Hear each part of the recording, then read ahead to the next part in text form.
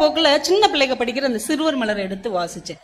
அதுல கடலும் நண்டும் அப்படின்னு ஒரு கதை போட்டிருந்தாங்க, குழந்தைகள் படிக்கிறது.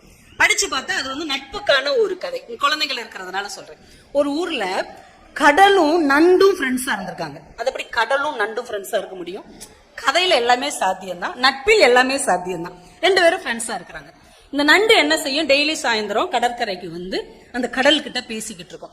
ஜெயிலர் படம் பார்த்தேன், நல்லா தான் இருந்தது. அடுத்து லியோ படம் எப்போ வரும்னு தெரியல, அது வந்ததுக்கு அப்புறம் பார்த்துட்டு வந்து உனக்கு கதை சொல்றேன். பொன்னியின் செல்வன் பரவாயில்ல, பார்ட் 1 நல்லா இருந்தது, பார்ட் 2 வந்து கொஞ்சம் சுமாராக தான் இருந்தது. அஜித் அடுத்த படம் எப்போ வர்றதுன்னு ஒண்ணுமே சொல்ல மாட்டேங்கிறாரு, சொன்ன உடனே அதையும் உனக்கு சொல்றேன், இப்படி எல்லாம் பேசிக்குவாங்க. கடல் அலையும் அப்படியான்னு தலையசிச்சு கேட்டுக்கிறோம். அப்புறம் அந்த நண்டு நடந்து போகும் பாத்தீங்களா, அப்ப இந்த சுவடு அந்த கடற்கரையில பதியும். இந்த நண்டு அப்படியே ஒரு கெத்தா பார்க்கும், நம்ம சுவடு எவ்வளவு அழகா இருக்குன்னு திரும்பி பார்க்க தான் செய்யுமா. இந்த கடல் அலை உடனே ஓடி வந்து அதை அழிச்சிருமா.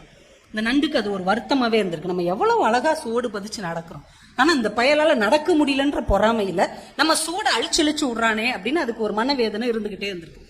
ஒரு நாள் இதே மாதிரி சாயந்தரம் பேசிட்டு தன்னுடைய வலைக்குள்ள போய் நுழைய போகுது. அதுக்குள்ள இது சுவடெல்லாம் அழிச்சிருச்சு. வலைக்குள்ள நுழையிறதுக்கு முன்னாடி பாக்குது வேற ஒரு நண்டு அந்த கடற்கரை வழியா நடந்து போகுது. சரி, நம்ம சுவடத்தான் இவன் அழிக்கிறானா, வேற நண்டு நடந்தாலும் இப்படி செய்யறானான்னு பாப்போம். இது நின்று பார்த்துக்கிட்டே இருக்குது. அந்த வேற நண்டு இங்க இருந்து நடந்து அங்க வரைக்கும் போகுது. இந்த கடல் அலை அழிக்கவே இல்லை. அப்ப இந்த நண்டு புரிஞ்சுக்குச்சு, நம்ம மேல இவனுக்கு ஏதோ பொறாம, வைத்தறிச்சல், அதனாலதான் நம்ம நடந்தா உடனே அழிச்சிடறான். வேற நண்டு நடக்கும் போது இவன் அழிக்க மாட்டான்ல அப்படின்னு கோவமா பாத்துக்கிட்டு இருக்கும் போதே அந்த நண்டு இன்னொரு வலைக்குள்ள போய் புகுந்துருது. அடுத்த செகண்ட் ஒரு நரி அந்த வழியா வருது. அந்த நண்டு நடந்து போன காலடி சுவடை பார்த்துக்கிட்டே போய் அது புகுந்த வலைக்குள்ள கையை விட்டு அந்த நண்டு எடுத்து சாப்பிடுது. இப்பதான் இந்த நண்டுக்கு புரியுது, தன்னுடைய நண்பன் தன் சுவடுகளை அழிக்கவில்லை, தன் உயிரை காப்பாற்றி இருக்கிறான் என்பது அதுக்கு புரியுது.